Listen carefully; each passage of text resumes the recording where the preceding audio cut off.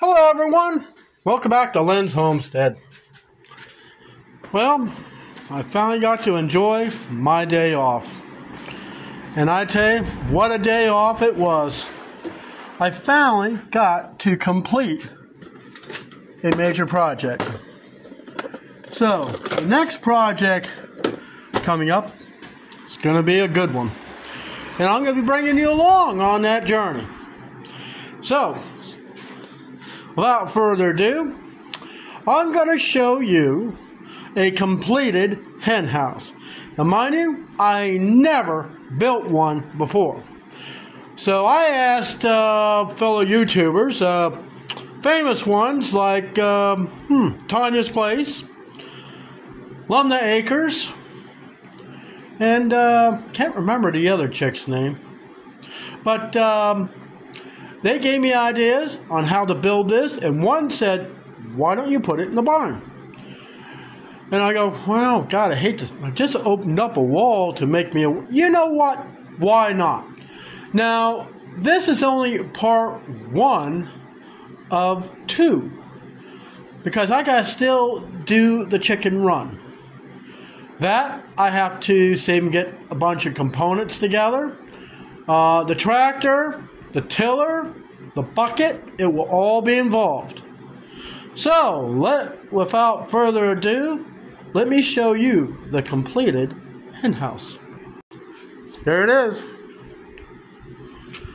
So, the last couple things I did was I made the inserts. Now, you ever try to fold heavy gauge sheet metal without a break? It's hard. The tool that I used was what they use for welding. These things. Clamp, bend. Never use it for welding sheet metal.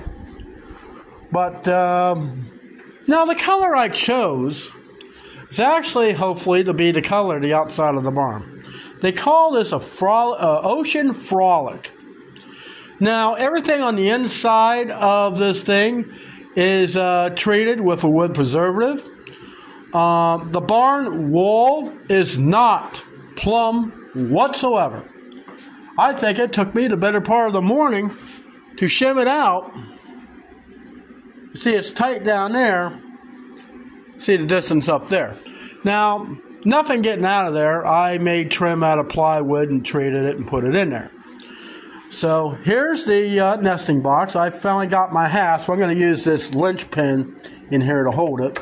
So let's raise it up. Oh, notice? So you see, I got plenty of room for the eggs down in there.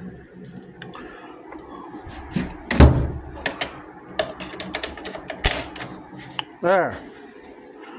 That won't come out.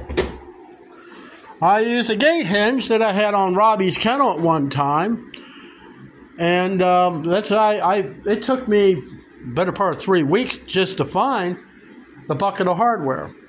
The drawers are complete. I just put the handles on. As you see, I got the galvanized metal for the clean out. Now, the reason I built this thing up in the air is because I plan on putting the storage tubs underneath there. You know, to keep food and bedding, all that stuff in there. So, I mean, it looks pretty good. It's 6 foot tall. So let's open up. Oh, and I, with the vents, no, that's half. No, I'm sorry, that is 1/4 inch.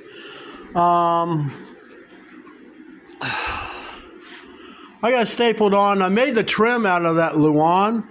I didn't prime it. I just painted it. I figure it's good enough. Ain't nothing getting out of there anyways. So let's open this thing up.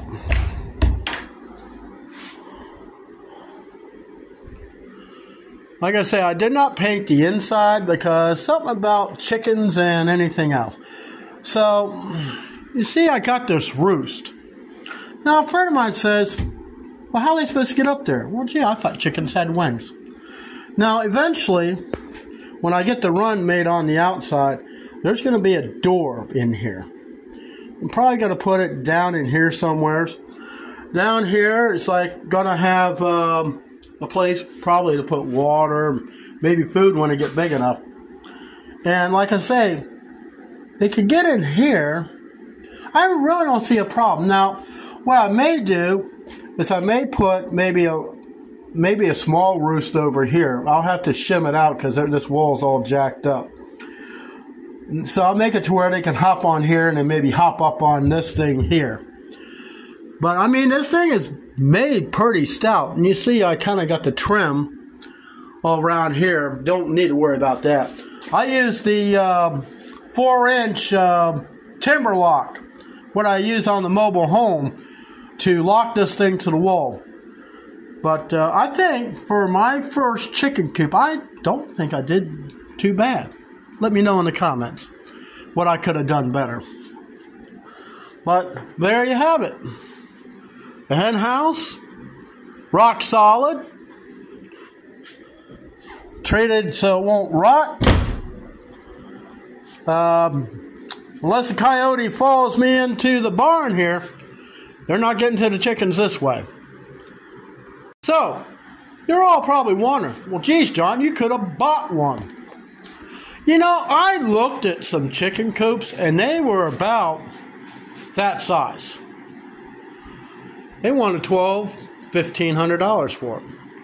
Now, being that some of the paint that I didn't use, I only used like a pint of paint. That's a pint of primer and a pint of the exterior paint. Now, the paint, I'm also going to be using on the outside of the barn. And on some things, I probably will be using it for the chicken run.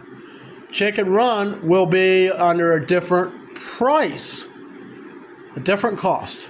Let me sit down. It's a little warm in here. Higher you are, hotter it is. Sit on a bucket. So, I'm going to tell you what did that cost. Now, the hardware I already had. Yeah, I spent a week trying to find it. Tearing, and they always end up being someplace where you least expect to put it. You know, when you're trying to clean and get a nice shiny floor, which I think I may want to roughen up. It's a little too slick in here. But anyways, the cost of this hen house, it's under $400. And it's built to last. I don't expect anything ever to happen to this. It's anchored to the wall really well. I mean, yeah, some of it, the floor's not straight, level, nothing. But, you know, this part of the barn was built in 1940. The main part, which was the garage, was built in 1920. Here it is, 2024. And the rafters, some of them original. And some the way they join the two structures together, the original shingles from 1920 is still up there, along with the mud daubers. But anyways, under $400. And I mean, I'd have to say it's closer to $385. It cost to build that. And how long did it take me? Now, mind you guys, I'm working between 50 to almost 60 hours a week. I'm tired when I come home. But you know what? I want chickens. I've wanted chickens for a while. I just couldn't figure out how I wanted to do it, how I wanted to coop. Mind you, there's a lot of straight line winds out here. And, you know, when I built that Flintstone dog house for Robbie, I built that a year before he passed away. And you know what? Any straight line winds, any tornadoes out there, it never moved. The columns didn't move. Nothing moved. It was the safest place for him. Now, what I plan on doing outside this barn wall, being this wall here, will amaze you. So I hope that you keep following and keep subscribing to my channel. Really helps me out. By the end of the year, I'm hoping to be, I'd like to be at least 1,200 subscribers. That's my goal. The money part doesn't matter.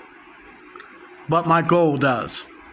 And everything on my homestead does. Now, I do plan on bringing 2 more animals, hopefully this year, to the homestead. 2. We already know 1's chickens. You're going to have to guess what the second one is. So I'll see you here next time on Lynn's Homestead, where I do it all.